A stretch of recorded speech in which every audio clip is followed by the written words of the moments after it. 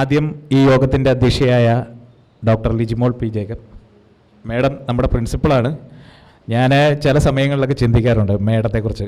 മേഡത്തിന് 3 മക്കളാണ്. ഒന്ന് ജെയ്ക്ക്, ജോർജി, പിന്നെ ICJ. അടുത്തതായിട്ട് അയ്യപ്പദാസ് സാറാണ്. നിങ്ങൾക്കറിയാം, മാധ്യമങ്ങളിലൂടെയെല്ലാം സാറിനെ നമുക്ക് സുപരിചിതമാണ്.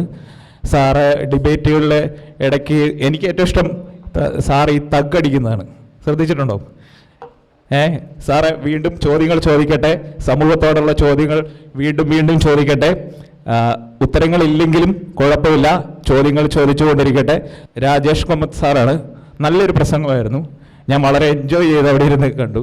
സാറിന് ഇവിടെ ഇല്ലെങ്കിൽ പോലും സാറിനോടുള്ള നന്ദി രേഖപ്പെടുത്തുന്നു. സിൻഡിക്കേറ്റ് മെമ്പറുമായ ഐസക് സാറാണ്. സാറിനോട് പ്രത്യേകം നന്ദി രേഖപ്പെടുത്തുന്നു. ഈ ക്യാമ്പസിൽ ഒരു പ്രത്യേകതയുണ്ട്. ഏത് മൂലയിൽ പോയാലും ചിരിച്ചുകൊണ്ട് നിൽക്കുന്ന ഒരു മുഖം കാണാം. അത് നമ്മുടെ ശ്രീജിത്ത് സാറാണ്. കാരണം നമ്മുടെ എല്ലാ യോഗങ്ങളിലും ഉഷാ മിസ്സിൻ്റെ സാന്നിധ്യമുണ്ട്. ഉഷാ മിസ്സിൻ്റെ കൂട്ടത്തിലുള്ള സ്റ്റാഫുകളുടെ സാന്നിധ്യമുണ്ട്, വിദ്യാർത്ഥികളുടെ സാന്നിധ്യമുണ്ട്. ഉഷാ മിസ്സിന് പ്രത്യേകം നന്ദി.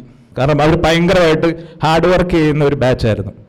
അപ്പം നിങ്ങൾക്ക് എല്ലാവർക്കും പ്രത്യേകം നന്ദി. ഇവിടെ എത്തിയിരിക്കുന്ന മാതാപിതാക്കൾ, ഞാൻ ആദ്യം തന്നെ നിങ്ങളോട് അഭിനന്ദിക്കുകയാണ്, നിങ്ങളോടൊരു നന്ദി പറയുകയാണ്.